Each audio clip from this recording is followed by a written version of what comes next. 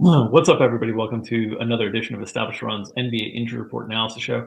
I'm Drew Dinkmeyer here with Mike Gallagher to walk you through today's 14-game slate in the association.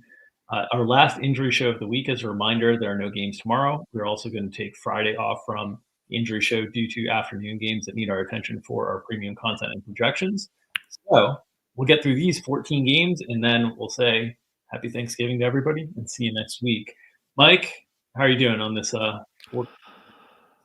I feel great, honestly. Woke up at 5:30, started working, and then I was like, I want to get a hike in. On these crazy days, I like to just take an hour and just chill out and hike. So I'm ready to go. I'm gonna be dead by the end of the night, but let's ride, baby. I'm ready to go. Yeah, it's going to be a long day. Let's get into it. Let's start with Atlanta and Cleveland. On the Atlanta side, injury report fairly clean here, with the exception of Trae Young, who's questionable with that right Achilles tendonitis. What are your thoughts on Trae's availability tonight? So the timing of this is hilarious. They haven't played in a bit, so I'm trouble getting the box score up. Devin Vassell is probable. That's good. Okay. Okay, sorry, we're getting some more injury report stuff in. Trae Young, we saw him get fined, or the Hawks got fined. We talked about this, how they listed him on the NBA Cup day. They didn't play him for Achilles soreness, and that's something that he's been managing. The team has routinely talked about him playing through it and it lingering. I talked about how his drive stats have gone down, all that stuff, yada yada. So, is he injured, or is this just a hey, what the hell do you find us for? He's actually been playing, and he has been. They've been talking about it routinely. So, I think he's going to play. Not sure. We see this a lot where guys are banged up. They let him heal up over the mini break, and then they're back to normal. But it's something he's going to have to play through. He's talked about this before. So I think he's in, but if he's out, I think there's a couple options to start. I think at the top of that list would be Bogdanovich. We've seen routinely when Trey would go out, they would slide in Bogdan there. We've seen Jason Daniels handle the ball a little bit. Speaking of that Boston game when he was out.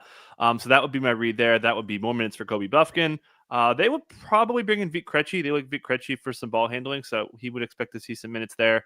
And then maybe Zachary Richeche would actually get over 23, 24 minutes there. But yeah, again, this isn't a new injury for Trey. I just find it hilarious that they listed him this because as I'm saying here, the only time they listed him with that Achilles thing was that game he missed. So I guess that's kind of why they find him.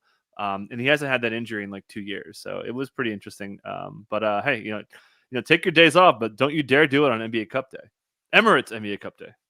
That's right. Yeah, it's always unusual when you see teams that are kind of prolific repeat offenders with this stuff that don't Mhm. get fined, and then a team that does it once ends up getting fined. And it's like, gosh, like wish there was more consistency on the finding process. A couple extra notes here. One, this is a road game in Cleveland. They play Cleveland again on Friday as part of the Emirates NBA Cup. That's a home game, and it's an afternoon game. Um, I wonder if Trey has even traveled, if it's been Yeah. confirmed that he's even with the team in Cleveland. Because, I mean, if he's not going to play, why travel? Why not just stay home, enjoy Thanksgiving with your family, and then play on Friday afternoon, kind of early? So I'm interested to see if we get more reporting on this later on. I kind of feel like if he's traveled with the team, he's probably going to play. If he hasn't traveled with the team, we'll find that out later, and we'll know that he's probably not playing tonight. That's kind of the way that I'm thinking about this. Yeah, that's a good point. I'll add to that. DeAndre Hunter, when his personal reasons started, they didn't note that he was traveled. Brad Rowland noted that after the fact. So that's a good point that maybe he doesn't even travel. So yeah, we'll see. All right, Cleveland side, their injury report fairly static here. Karis LeVert remains out with that left knee injury management. They're still that Max Strus, who the timeline we got an update, I think last week or this week, that was like he's still a ways away. So he's not particularly close. Dean Wade remains out with an ankle sprain here. What are your expectations on what we see from Cleveland? Yeah, no contact for Max, as you noted, so he's still a couple weeks away. We were expecting, mid-December, so this is a severe ankle sprain for him. So, yeah, Karis LeVert listed for knee management. Has missed time with this thing as well, multiple times. He's had knee injury history in the past. We've talked about this before. So, I mean, who the hell needs Karis LeVert when you've got Ty Jerome, who's just absolutely flame-throwing off the bench? Would expect him to basically be Karis LeVert and play mid-20s minutes here. Got a little bit of a spread cushion, so we've got that accounted for there. So, and then the other note too is Jalen Tyson looks to have a little bit of a leg up. We saw him kind of ice Craig Porter Jr. a bit. I think that's kind of how it goes for really the last man in. And then Isaac Okoro, his minutes have been pretty good in the last LeVert games. Levert out games, and then also does Trae Young playing affect him? Because if Trae Young's not playing, you certainly don't need him as much. We know Okoro is their lead on ball defender. So yeah, Cavs absolutely crushing. Expect them to keep on rolling, and then obviously George Niang's minutes have been really secure. Sam Merrill back from his ankle injury as well. So they're besides Levert, they're in pretty good shape. All right, let's go to Chicago and Orlando. Chicago on the second night of back-to-back here as they get an Emirates NBA Cup victory in Washington last night. Lonzo Ball listed questionable, but Shams had reported that he's expected to return today. Jalen Smith listed questionable with a left ankle sprain. We always knew that Jalen Smith, whenever on the injury report, is potentially catastrophic because sometimes those updates come until midway through the game. What are your notes on Lonzo and Jalen Smith? Patrick Williams remains out here for Chicago. Yeah, Billy Donovan said that Lonzo is expected to return. The ball boys with the wrist injuries today. We'll talk about the other one in a second. Expected to play 15 to 16 minutes. That's pretty much where they were prior to this. So pretty tight window there. And then don't forget, last time when he was back, he was mostly playing behind Giddey. So Giddey's minutes are at risk again. We talked about Giddey losing minutes to Montes Buzelis or Julian Phillips. Obviously, Patrick Williams still out. So how secure is Giddey's minutes in a matchup that's significantly harder here against? It's funny, they go from literally the worst defense to one of the best defenses, going from Washington to Orlando here. So Giddey's minutes not as secure with Lonzo behind him, but again, 15 to 16 minutes. Should note they were trying to run this up because they're still hanging around for the Emirates NBA Cup. And they did pull the plug a little bit late. They had this game in hand, and they played this guys pretty deep. So we saw last time they played a back-to-back, they cut down I'd assume whose minutes were down. Kobe White's minutes were down there. So expect them to be mostly full-ish since they didn't have to go all the way and go all out in their last Emirates NBA Cup game. Alonzo coming back quite confidently is going to be taking away Taylor Horton-Tucker out of this rotation, and then Mattis Buzelis. Minutes were a little bit down. He was the first sub in, but didn't play all that great. As Phillips was, pretty good in this game. So Buzelis didn't hit the 20-minute mark, even with garbage time to boost him a couple minutes. So Mattis a little bit disappointing yesterday. Yep. On the Orlando side of things, Paolo Banchero remains out. Otherwise, the injury report is clean, which made us a little bit suspicious about whether Orlando had finished their test early and had actually not handed in the correct answers. Turns out we got more clarity that Wendell Carter Jr. is going to return tonight, but on a strict minutes limitation, and Jalen Suggs is expected to return as well tonight. What are your notes on Orlando?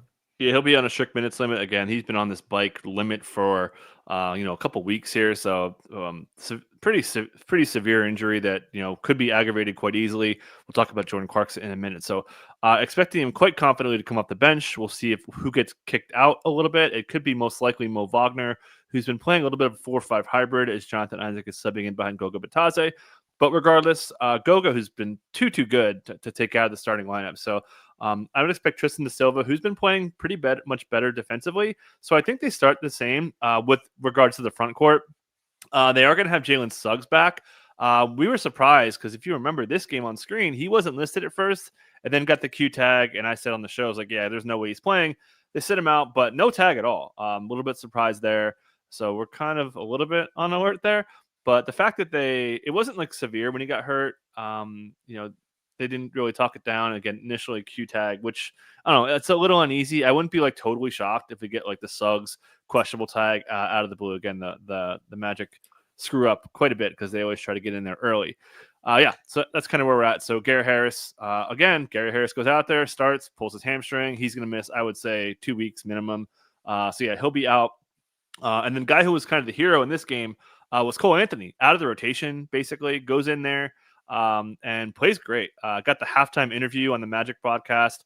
He was, talking about how great it felt to go out there and impact winning for this team. So, good for him. But he's still going to be pretty much probably splitting with Jet Howard. I haven't looked at their minutes yet, actually.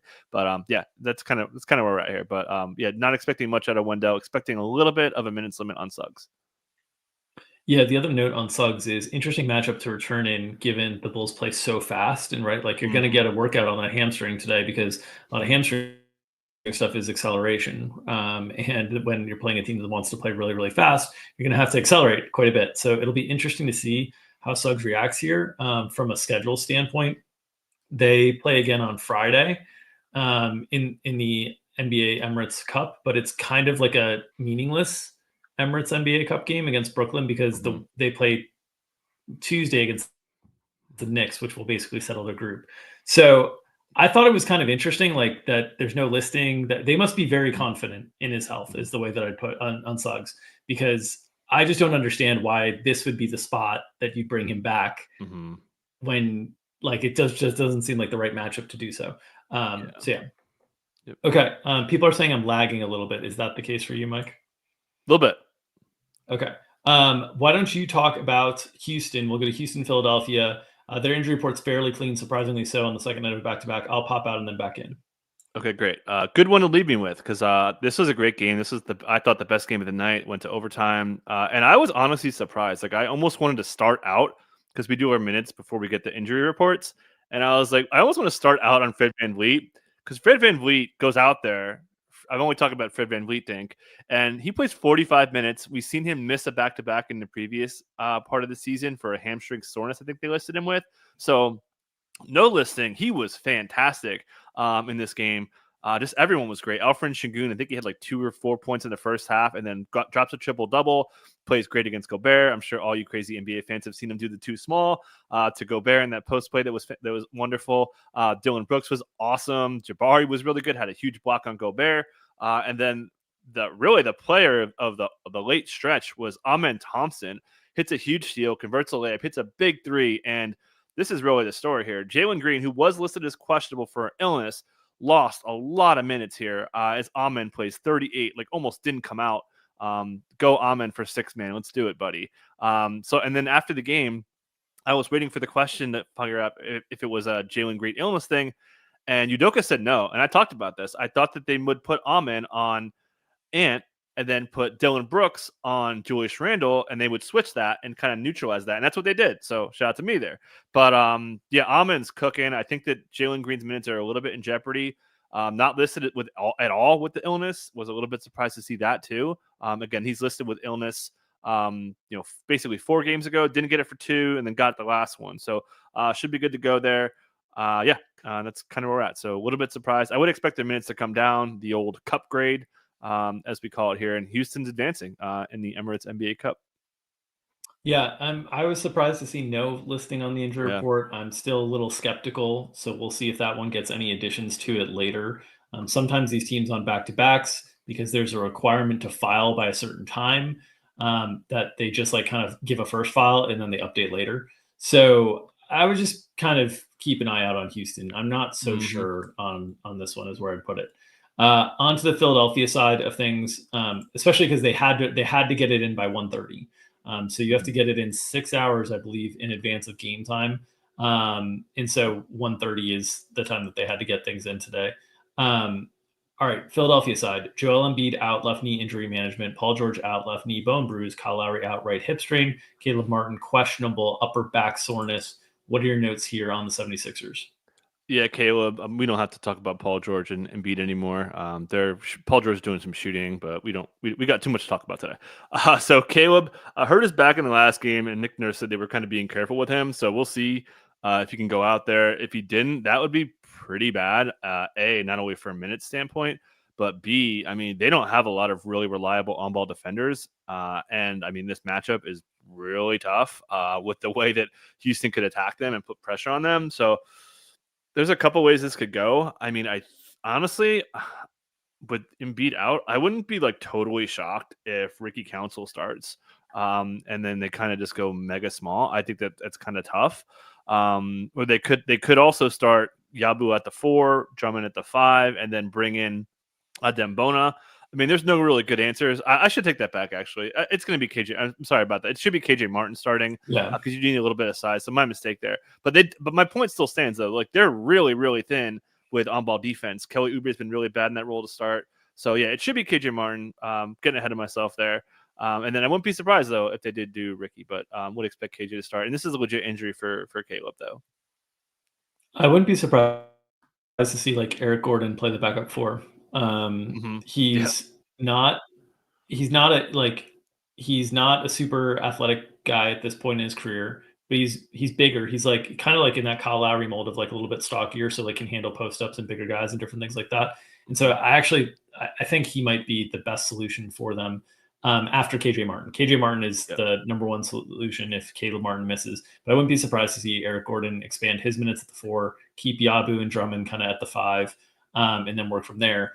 In terms of this matchup, though, with Houston, is Yabu big enough to deal with Alperen Şengün is another big question mark in this one, because Şengün is a load down there to handle, and Yabu's kind of an undersized 5. So any thoughts there on whether Drummond could potentially get in the starting lineup tonight against Houston? Yeah, he's played pretty poorly. We are baking that. We actually took a Drummond over this morning, kind of with that in mind. We talked about the double big lineup possible, but they could also just flip that. We just saw what Şengün did to Rudy Gobert. So yeah, definitely possible, and we're kind of hoping so because we've got that Drummond over. Yep. All right, let's move to Clippers in Washington. On the Clippers side of things, Mo Bamba questionable, Kobe Brown questionable, Norm Powell questionable. Was that shoot around with that left hamstring strain? What are your notes on the Clippers? Yeah, missed a few games for Norm Powell. They called him out for 2, missed 1 more. So he's right on schedule. Wasn't a severe hamstring thing. But you guys who watch the show know hamstrings are always capped, almost always capped. We'll see if Suggs will have a little bit of a cap on him since he's back quicker. But yeah, Norm was more legit than Suggs' was. So expecting him to be a little bit limited.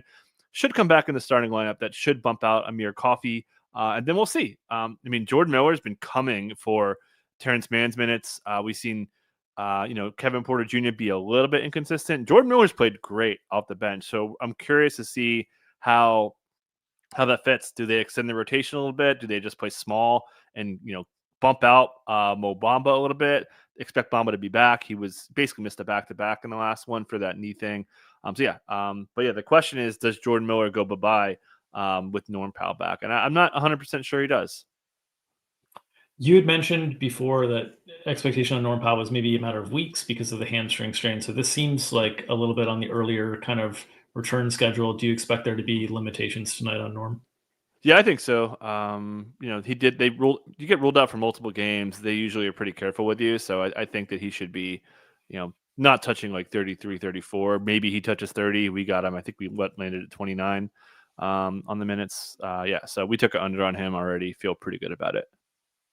Washington Wizards, Jordan Poole, questionable here, left hip flexor soreness. They are on the second night of back-to-back. It was surprising to not see Malcolm Brogdon listed at all with anything, just because, like we've said yesterday, he's clearly on some sort of minutes maintenance situation.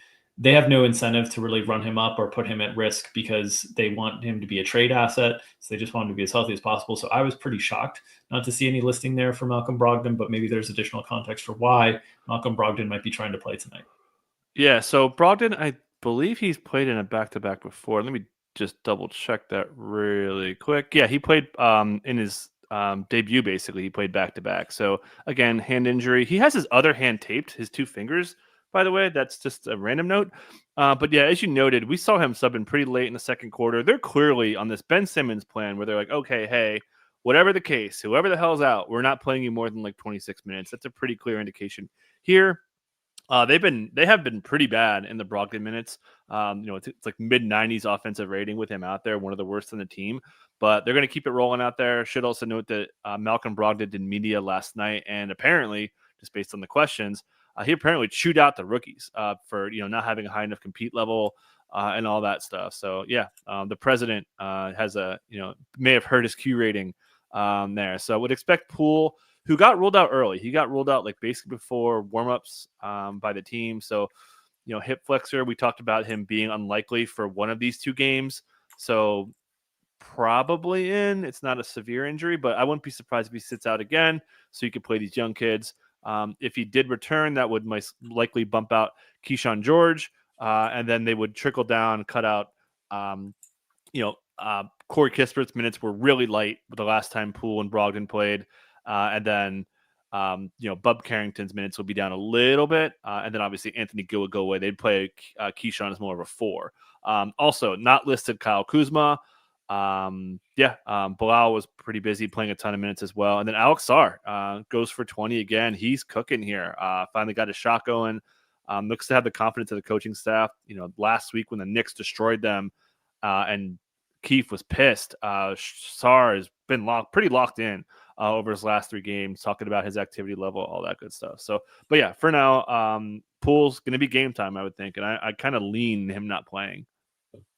Yeah, it'll obviously be interesting for Sarr tonight because if he's the starting center, which he should be, he's going to be put in a ton of action with Harden and Zubac. So see how he handles that. Bad read by me. I thought there would be more Valanciunas last night with the matchup with Vucevic, but Sarr was great and kind of iced him there.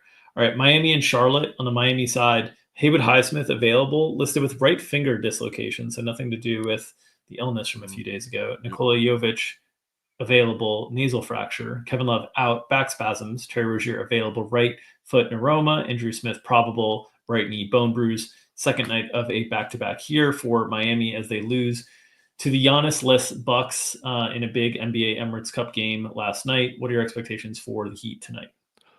Yeah, so Haywood Highsmith, we saw him jam his hand earlier, so that explains that available tag. The Heat, we hate him all the time, and those who took Miami stills probably got punished yesterday. But I don't know if the line moves enough. Anyways, yeah, so he's in, right? But he's run really bad. He had 2 games ago, he was ill, couldn't return, and then this one hurts his hand. Still kind of played through it, but his minutes got cut. Who cut him down? Pele Larson, one of the first guys off the bench, played great, big impact in the second half to help him bring him back, bringing a lot of on-ball defense, guarding Dame, playing different schemes defensively. He's been awesome. He's been so awesome, in fact, that he's pushed down Jaime Jaquez there. And then the other note, Terry Rozier, which I was on. I said, good chance Terry Rozier is coming off the bench. That's going to continue. This wasn't a ramp up, hey, you're returning off injury, let's bring you off the bench to get your minutes up. This was not the case. This was, Spoelstra said after the game that he said, quote, of course, we were going with Duncan Robinson starting after they won their 2 previous games. They played pretty well, had a good effort in the second half. Dame just beat them, really was all it was there. So expecting the same starting lineup. Pele Larson is almost 6-man here. No Kevin Love. That'll what I expect to get Khalil Ware in there for all of, if not most of, the backup band minutes. Didn't see Nikola Jovic last night. That was a mild surprise. Jay Rich obviously dead. And then Alec Burks minutes predictably came down with Terry Rozier back in action. And then also worth noting, 37 minutes for Jimmy, 40 for Hero. Nothing, no listing. So Jimmy is, I guess, good to go. Yeah, I will note, of course, because we won our last 2 games, then you lose to a Giannis-less Bucks. Rozier shoots the ball pretty well. You get destroyed by Dame. Biggest issue for this defense is going to be kind of point of attack defense unless Haywood Highsmith can play big minutes with this lineup. So there's a lot of things that just happened that would signal back to the pendulum back in favor of Terry Rozier. I don't know. I don't think it's going to happen yo-yo so quickly, but I would just note that this was not a great performance for this iteration of that lineup. I think if Terry shoots the ball well, Terry's going to be back in that starting lineup eventually. He's just shot the ball so terribly to start the season. Okay, Charlotte side. Miles Bridges out, Trey Mann out, Grant Williams, Nick Richards, Mark Williams all out. Some people might have gotten excited seeing Mark Williams recalled. It's a procedural move as they're moving him back and forth between the G League team to get him practice time and whatnot. He is not nearing an immediate return. And then we get LaMelo Ball added with a probable tag with a wrist issue. Late probable tag add. They didn't play last night, so this is late. They had filed all yesterday, basically. Was Charlotte always a bit of a concern? With LaMelo specifically, a bigger concern? What are your notes on LaMelo tonight? Yeah, off the top, I mean, Terry Rozier a couple years ago, Gordon Hayward a couple years ago, even Mark Williams doubtful tags for weeks. I mean, the Hornets are not very good at filing injury reports, so we're basically treating this probable tag as a questionable tag. I've got concerns. We've seen a lot of this midday probable tag. You think probable, don't. I mean, there's been 5 or 6 instances where those probable tags turn to questionables and then turn to outs. So be careful there. This is his right shooting wrist. This is the same wrist he had surgery on back in 2021. So a little bit concerned there. Ball boys taping up the wrists.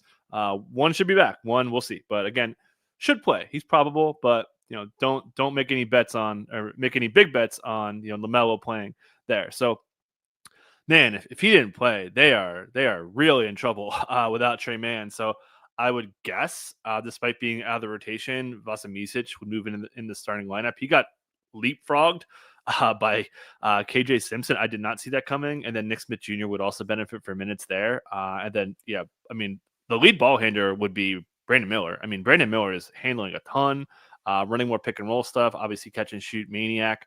And then Tajay Saloon, we did see him play a lot. That was what we were expecting to play, mid-20s. He blew that away, played 30. Did nothing with it, but hey, his minutes are very secure. They're going to play him a bunch either way, as they're just so thin in the front court without Miles, the centers, and Grant as a combo front court guy. Yeah, I think if something were to happen to LaMelo that he was unable to go tonight, I actually think Seth Curry would slide into that starting spot, or Cody Martin. I think they'd keep Micic or Simpson, whoever they view as the backup ball handler, like off the bench, because I agree with you that Miller would be the primary ball handler, and I think they just need to split them up there. And Micic has been like real terrible in the minutes that he's played this year. He's never been a good defender, but the offense has been really, really bad. He's shooting the ball terribly. He's not generating potential assists, which is he's had the ball in his hands a lot. He's been asked to play kind of off ball with LaMelo and Brandon having the ball so in their hands so much. So I kind of think the Simpson thing is sticky, but we'll see. Micic has just been so bad, and he's older. He's not really a part of the future here. So I'm concerned about his long-term standing in the rotation.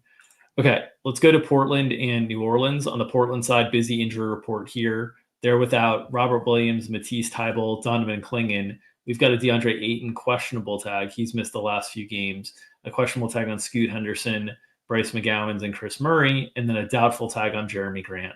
So we know they're without Clingan and Robert Williams, potentially without Ayton as well. That would be 3 centers down. We know they're without their starting power forward in Jeremy Grant. So a lot of front court injuries here. What are your expectations for what we see from Portland tonight? Yeah. Ayton been out with his finger thing for a week and a half now. They've been calling him doubtful, so an upgrade. I think he's back, but man, if he's not, Clingan's out multiple weeks for an MCL sprain. Time Lord concussion. I mean, take your time bringing Time Lord back. So they're, as you mentioned, they could be 3 centers. We talked about. They've got 3 centers. Like they might have 0 now. So if Ayton plays, probably full-ish hand injury. We'll talk more about that when we get to the Pelicans. So he should be full-ish. He wouldn't be like probably put him. I think we landed at like 28, but yeah, either way, feel pretty confidently that the next man in would be Jabari Walker. Philip seems to be pretty comfortable with this team playing a little bit smaller there. So I think Walker would get most of the non-Aytons. And then if Ayton's out, I think he would start again. And then that would bring Duop Reith in. We're basically going down 5 deep now on the center spot. We've also seen some Deni Avdija center minutes, but now that Jeremy Grant is doubtful, that's a little bit harder to do now. So Deni Avdija, expect him to start for Jeremy Grant. And then Scoot has been called questionable, has been missing time. Maybe he's back. I don't know. They changed his listing from a quad to a back, so he's dealing with a couple things there. Don't have a great read on that. And then Chris Murray, chest injury, missed the last game. I don't know. Don't have a great read for those kinds of things. Didn't find out any details from Billups. But if he did return, he would be back, and he would be cutting into Ryan Repair.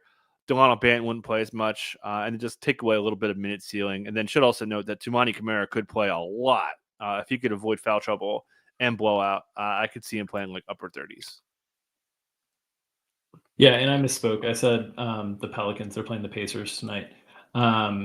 In terms of the Pacers side, Johnny Furphy questionable, Tristan Newton questionable.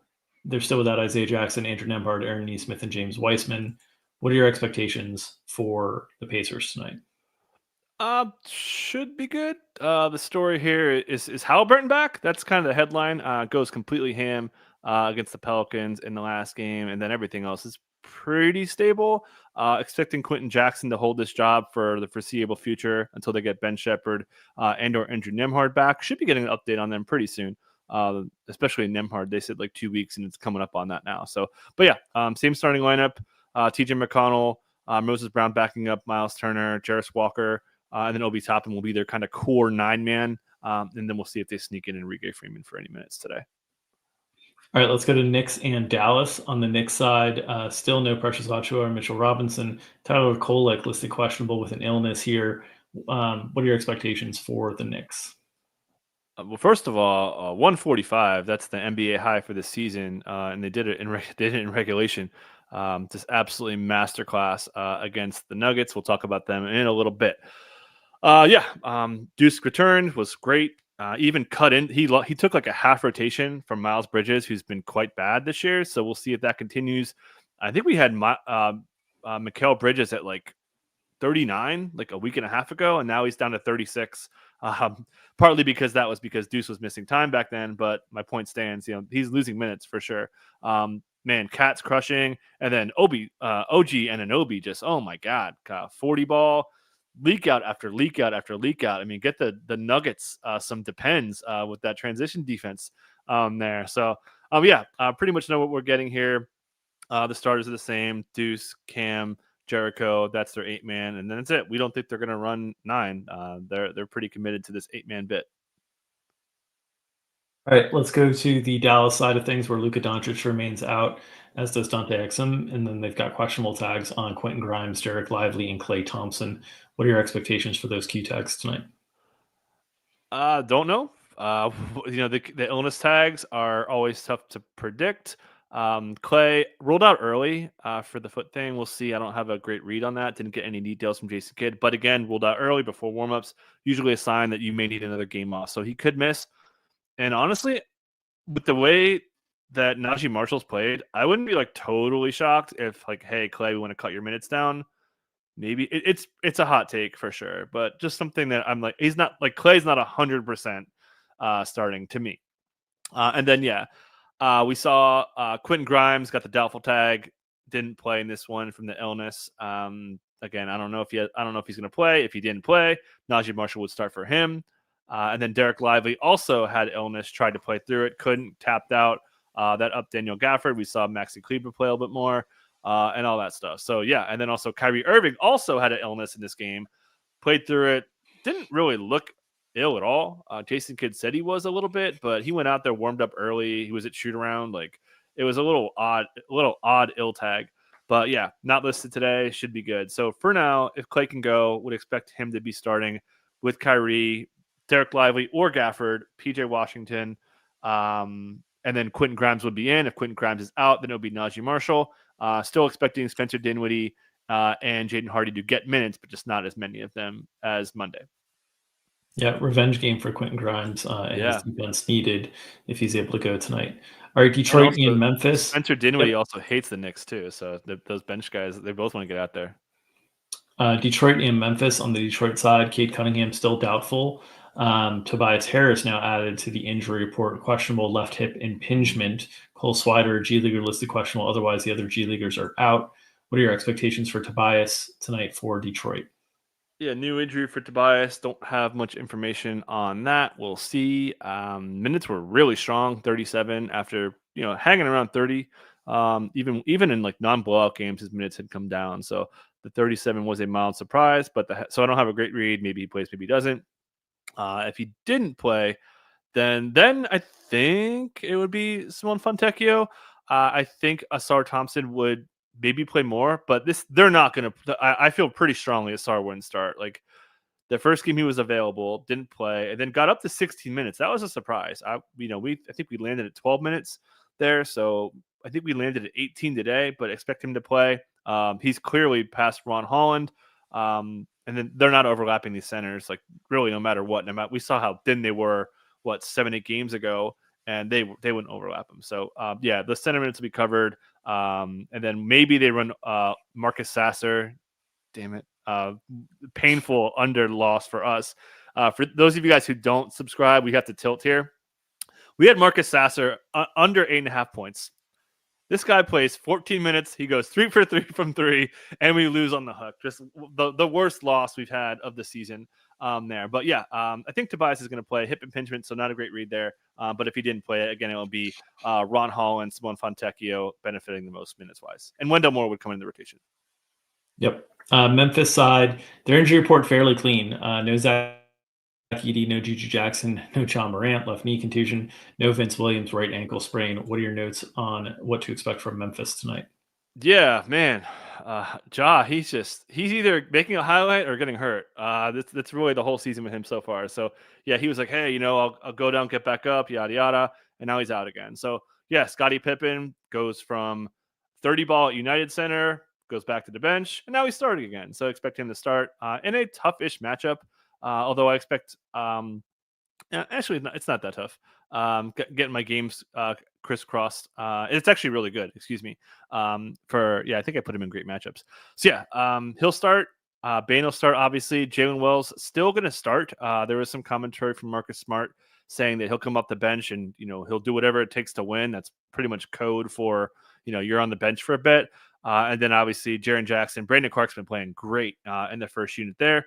So that's your starting lineup. Santi Aldama, Jake LaRavia, Marcus Smart, Jay Huff, and Luke Kennard. That makes 10 right there. So expecting those guys to basically cover it. And interestingly, nobody on this team is playing more than 30 minutes per game. We'll see if they can maybe do that today. Probably not happening, but we'll see. That's how they like it. They like the deep rotations. They have a very deep team, and they've got a lot of guys that they want to play and get looks at.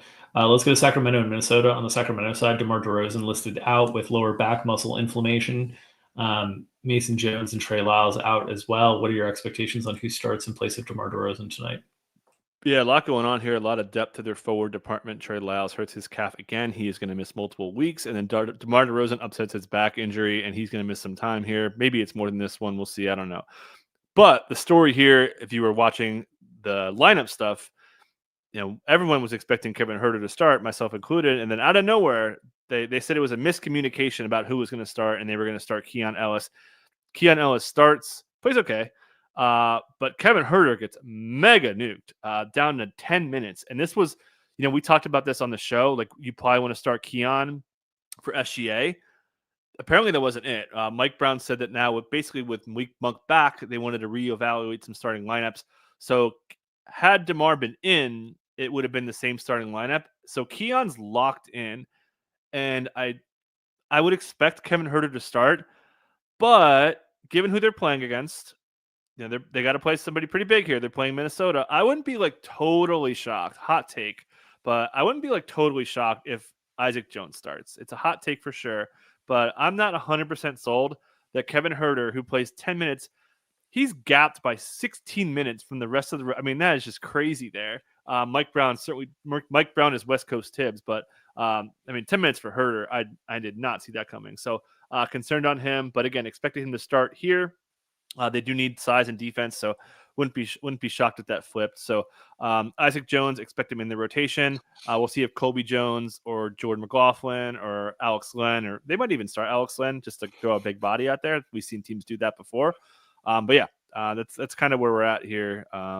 Pretty. And then obviously like De'Aaron Fox is going to have such a huge role here, and so much so that when this happens without DeMar, they would take De'Aaron Fox off the ball defensively because they have to save him on offense, which is kind of what I'm getting at, that they may want to have Isaac Jones go guard Randall and then put Keegan on. Put Keon and then have an extra defender and some more size there. So, but yeah, expecting her to start, bottom line. Yeah, the tricky part there is if they were to go to Keegan starting on Julius Randle, then you have maybe Keon Ellis on Anthony Edwards, but that's a little bit of a size issue for Keon Ellis. He's a lot smaller than Anthony Edwards. And then you could still have De'Aaron Fox on Mike Conley, whoever's playing point guard, essentially. That player is going to be a little bit more off ball just naturally in this Minnesota offense anyway.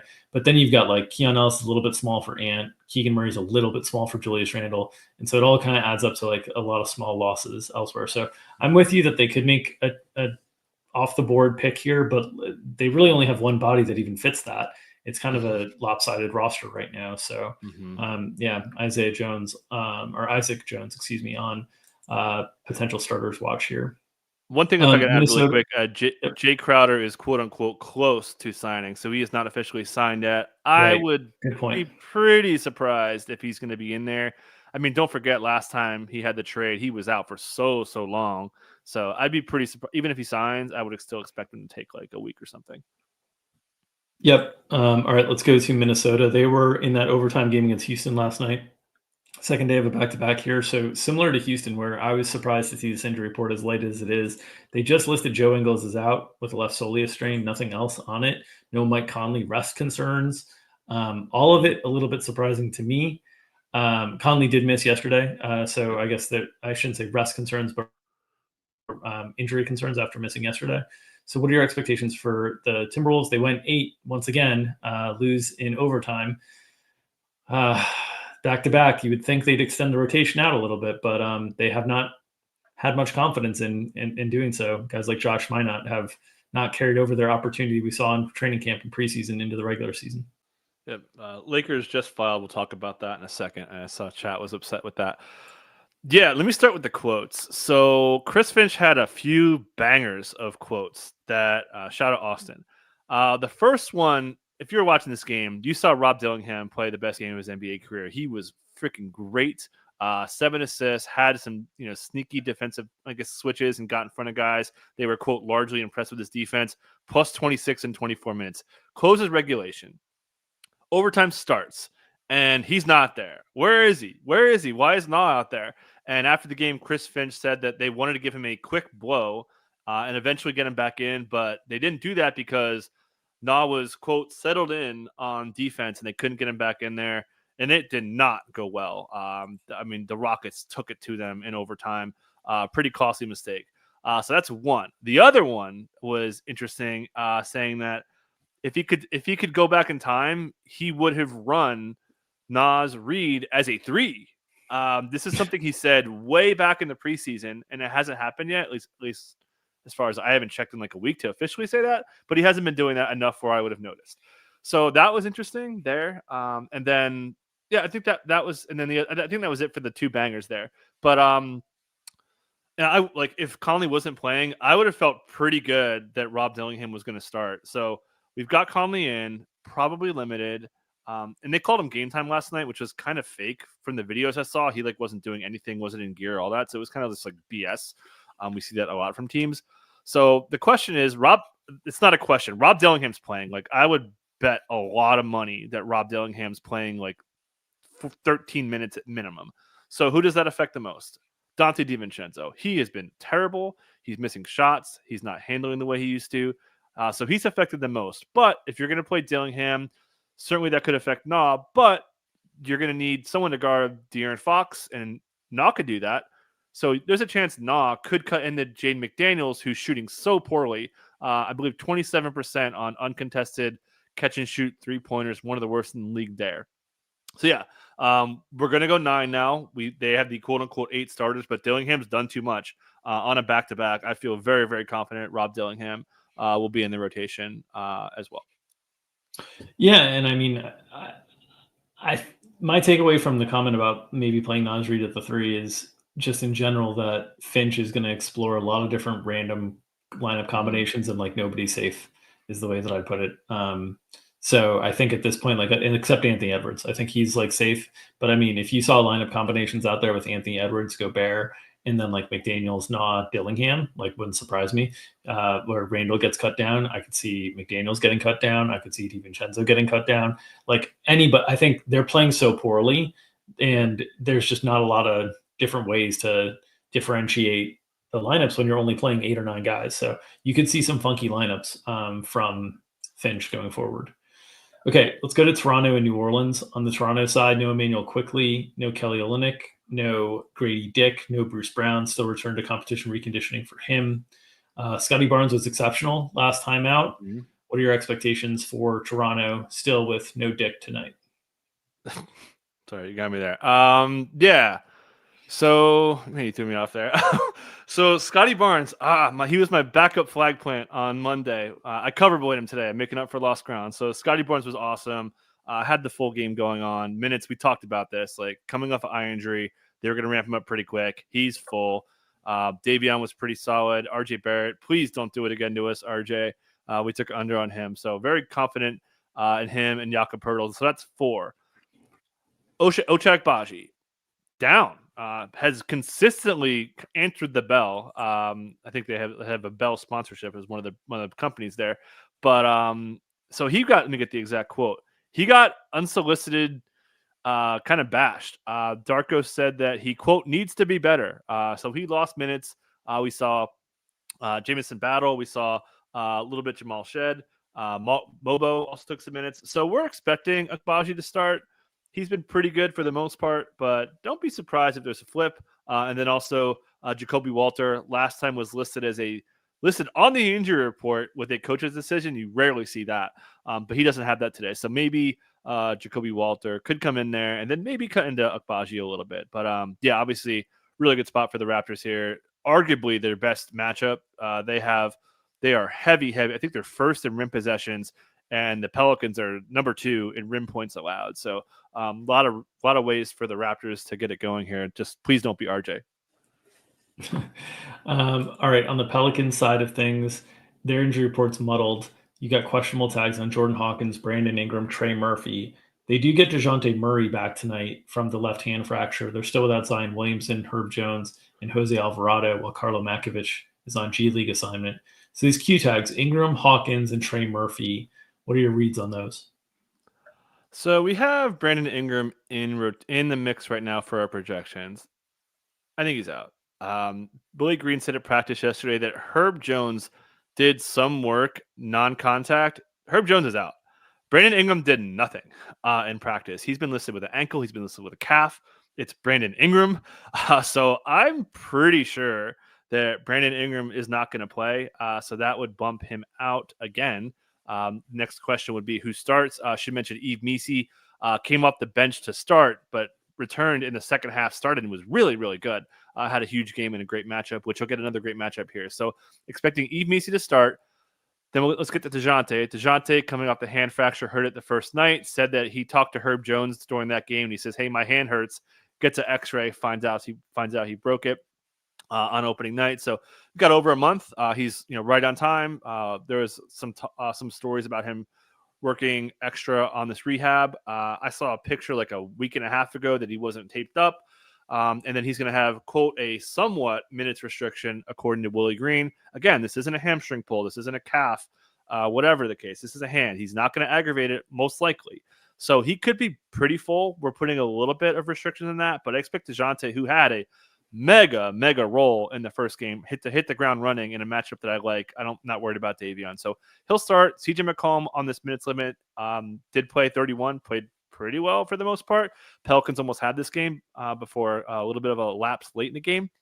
But yeah, so expecting DeJounte, CJ, Trey Murphy, Yves Missi, and then I think the last guy to take Brandon Ingram's spot is Javonte Green. They like him for wing defense. They've been starting him.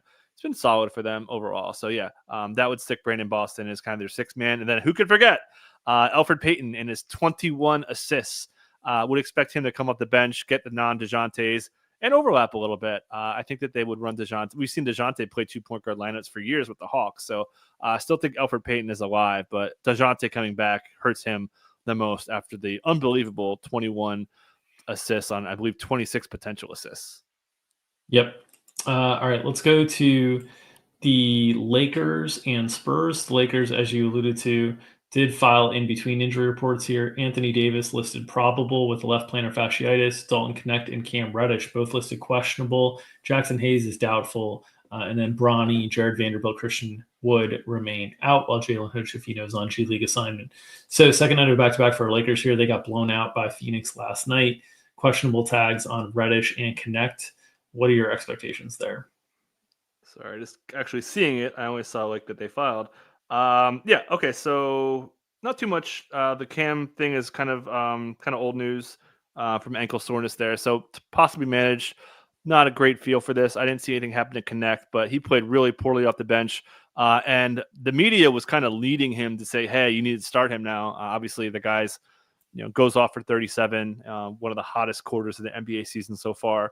But JJ Redick sounded okay with this, and he was really concerned about their defense. They got dog walked in the third quarter again. 2 straight third quarters they've got absolutely housed, and it's potentially going to take them out of the NBA Cup. They lost an NBA Cup game, Dink. Emirates NBA Cup. They lost one there. So the champs went down there. So shout out to the Suns. We'll talk about them in a second.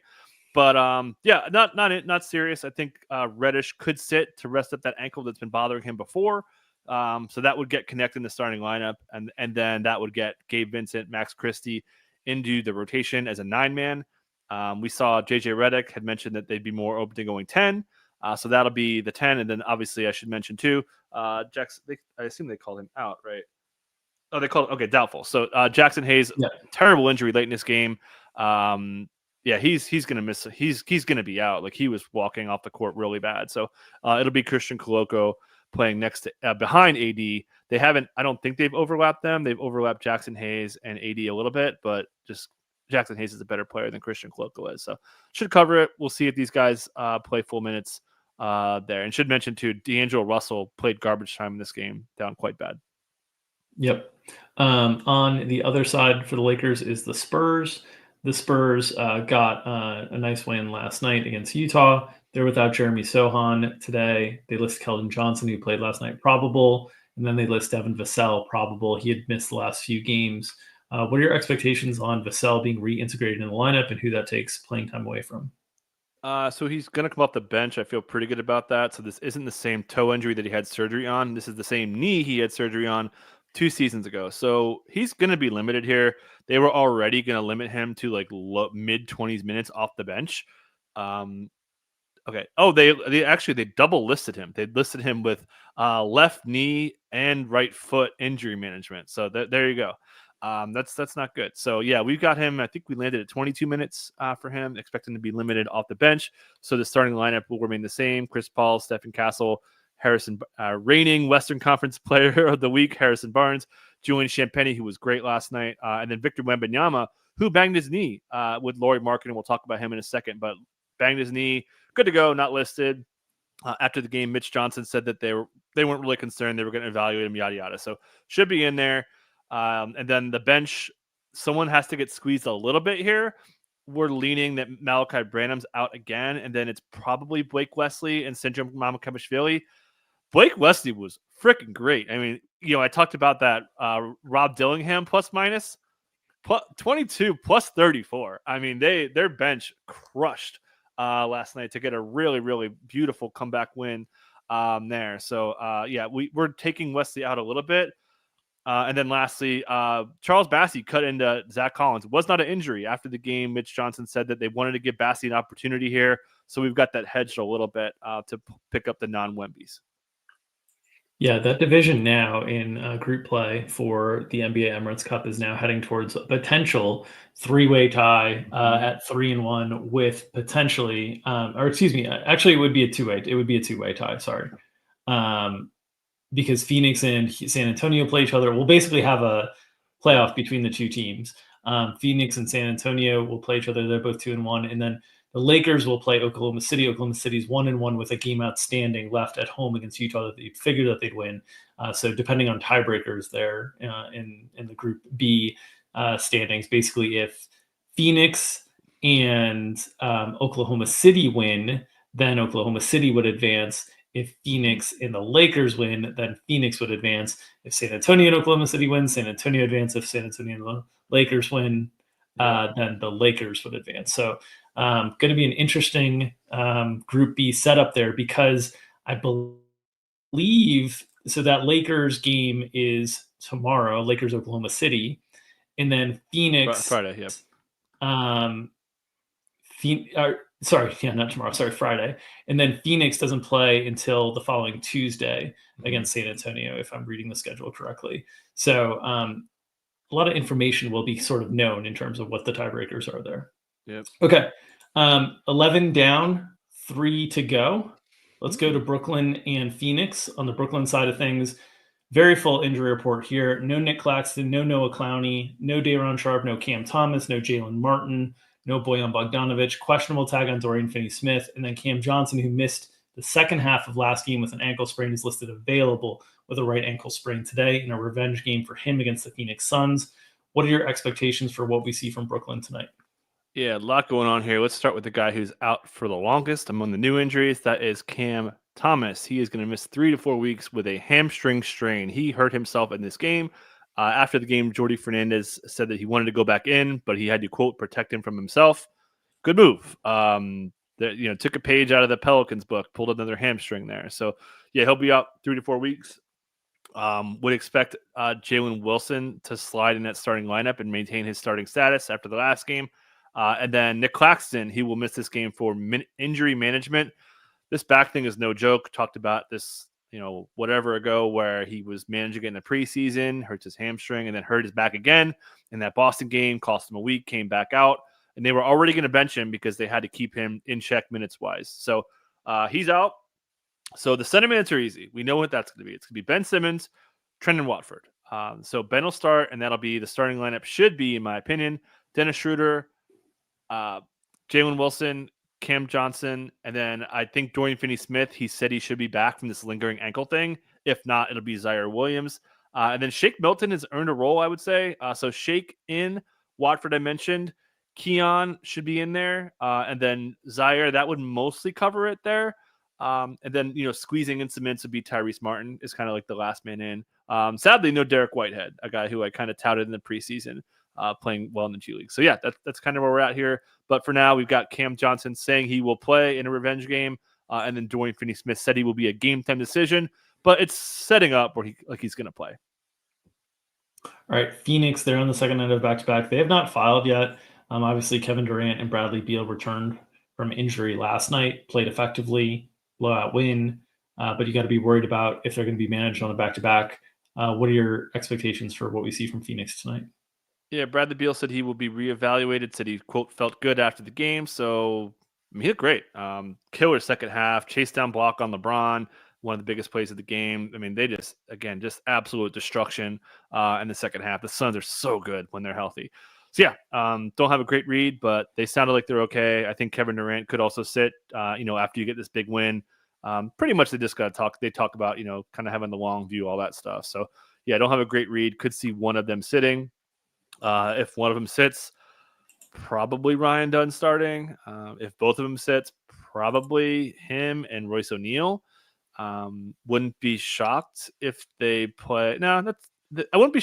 They might play Iguodala. We've seen Iguodala start at the 4. Iguodala was pretty good yesterday, and he had some almost all. I think it was all center minutes. But they've played him at the 4 at times, and I could see that here to fill some minutes left by Kevin Durant. So yeah, don't have a great read on the situation, but certainly. The spread would suggest someone sitting. It's pretty tight considering how bend up the Nets are. But the Nets are awesome. They're the 4th best team against the spread this year for total, despite being 20th in point differential on the year. So the Nets are great, and be careful about betting against the Nets. Usually it doesn't go well. Actually shocked that there's 3 teams that have even been better than them. They've been really incredible this year. Yeah. Denver and Utah. On the Denver side, Peyton Watson probable with the right adductor strain. They're still without Aaron Gordon, and Vlatko Konchar looks lost for a long time. What are your expectations on what we see from the Nuggets tonight? So let's talk about the blowout and what happened after the game. 2 people had some interesting quotes. Michael Malone, man, I love a rage presser, man. It's what I wake up for. It's why I wake up at 5:30 in the morning to watch pressers of Coach raging. So he's like, hey, this game was so bad. They were like, hey, do you want to flush this game? He's like, no, I'm not letting him flush. We're gonna rewatch this thing, and we're gonna call out when players aren't giving enough effort. So that was great to see. And then talks about like leadership, talking about Russell Westbrook being like a vocal leader. He said he wanted more out of that, out of Jamal Murray and Jokic, which is pretty interesting. Jokic is very much a, not really about a vocal leader, just like, look at me carry this team and kind of, follow my lead. I'm going to carry you, kind of a leader. But that was an interesting quote. And then the other one that struck me was Jamal Murray. After the game, he says, oh, we weren't locked in. He said, we blew out the Lakers, and we know people who are from the LA area who stayed behind and didn't come back with the team. So that made me think, right? Like, okay, who's staying behind in LA? And one guy stuck out. He went to UCLA. It's not Russell Westbrook. Peyton Watson. Peyton Watson went to UCLA. He played terribly in this game, late on everything. I think there's a chance that Jamal Murray low-key called out Peyton Watson, if you want to put the tinfoil hat on there. But yeah, expecting to bounce back. Jokic could just absolutely carry this team. They're huge favorites against Utah. But yeah. I'm pretty sure Michael Porter Jr. is also LA-based, for what it's worth. Yep. I'm pretty sure that he works out and stays in LA all off season. So he said 2 people, so definitely him. Yeah, those would be the 2 most likely candidates there. On to the Jazz, who are on the second night of back-to-back. They have not submitted. You mentioned Lauri Markkanen banged knees with Wembanyama late in the game and limped off. Expect to see some sort of designation for him on the injury report. What else do you expect to see from Utah when they do file? Yes, I think he's gonna be out. He got like helped off the court, but he was putting weight on it, and it didn't look bad. I think he just banged knees with Wemby. I'd imagine Wemby has some pretty sharp knees, and it's gonna hurt. Anyone who's banged knees knows it hurts really bad. So again, leaning out, it didn't look good. I think he's going to sit. It's a back-to-back. Why would you play him anyways? So we think he's out. And then that next question is Jordan Clarkson missed the front end of a back-to-back in a cup game. So I think he might sit, but he did miss the last back-to-back, and they didn't. They called him out right away. So they might have him back. We have him in projections right now, which could change. But regardless, I would not expect Clarkson to start. The guy who should be starting in Lauri's place. And obviously, I'm assuming that Kyle Filipowski's still out. Rolled his ankle pretty good over the weekend. Expecting him still out here. So for now, expecting the starting lineup to be Keontae George, Colin Sexton, Bryce Sensabaugh in the 3 spot, John Collins, and Walker Kessler. The bench will still have Johnny Juzang, Isaiah Collier, Drew Eubanks.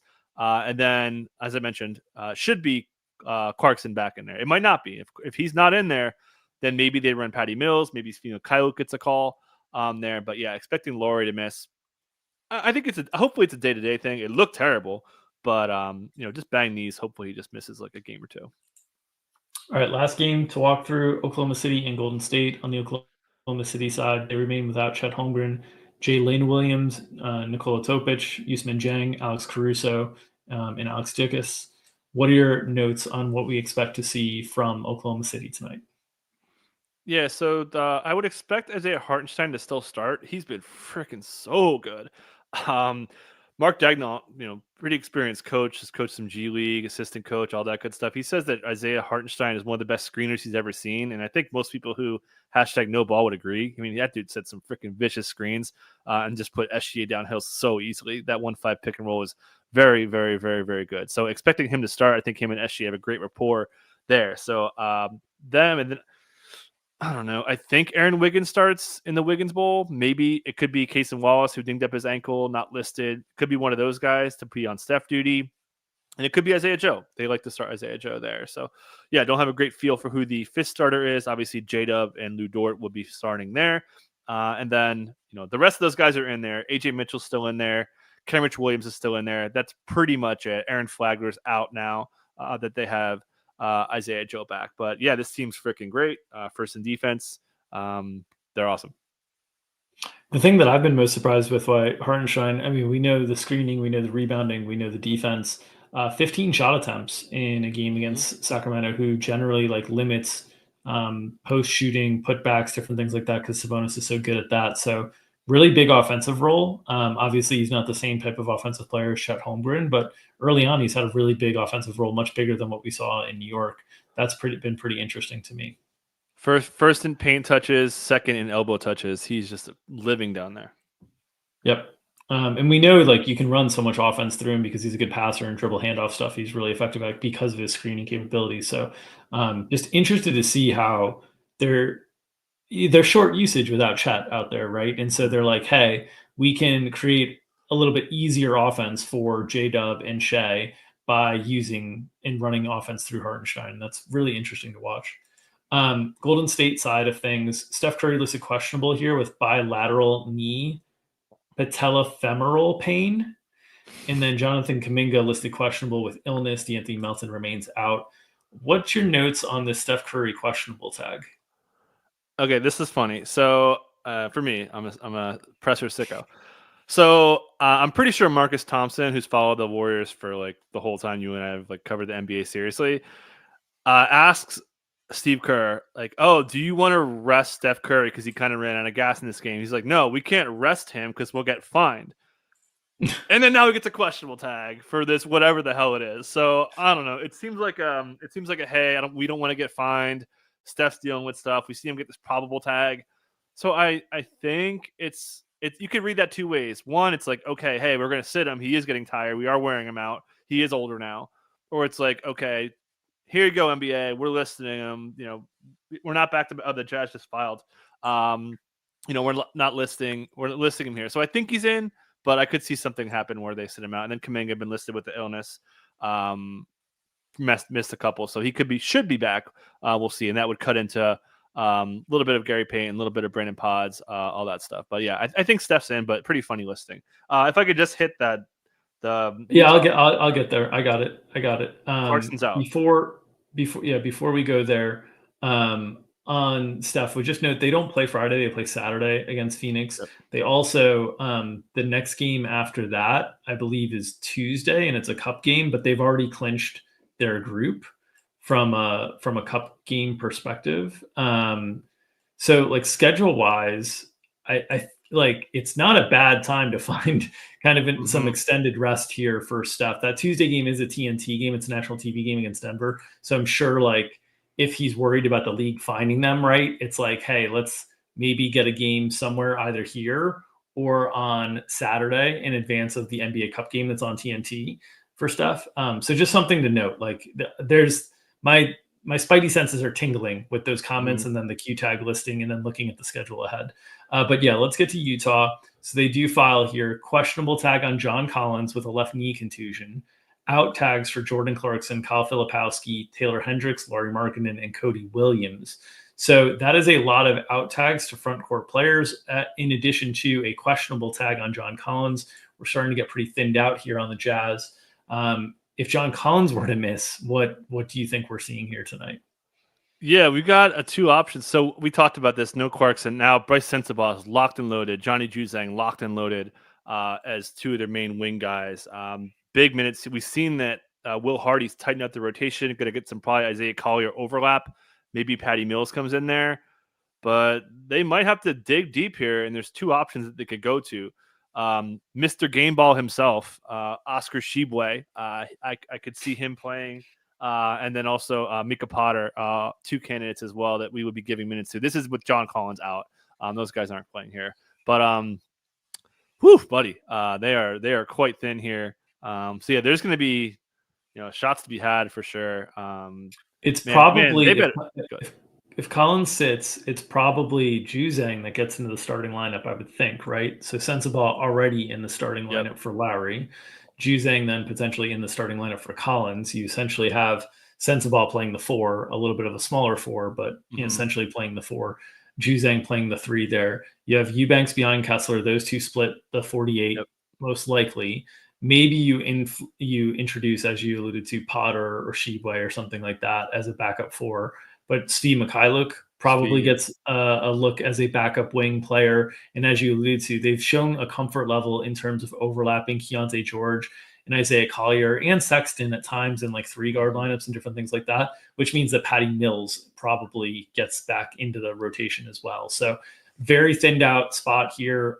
In terms of just thinking about if they're without Collins, like you're talking about no Clarkson, no Collins, no Markkanen. That's a lot of usage off the table. So you could see a usage spike game from Keontae George.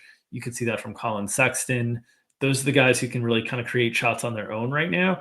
Juzang will let it fly. So he could fill usage, and Sensabaugh could fill usage as well. I think it would be more likely to get spread around than concentrated. That's just the way the Utah offense kind of runs. They don't run things a lot of concentrate, like with really concentrated usage. I think if anybody did, it would be Keontae, because he's just going to have the ball in his hands a bunch. And their whole offense right now has been like Keontae, John Collins, pick and roll. Nobody could be a roll man in the way that John Collins is for them. So I think it'll be a bunch of bad offense is what my guess would be here as well. Any other notes you have on Utah before we get out of here?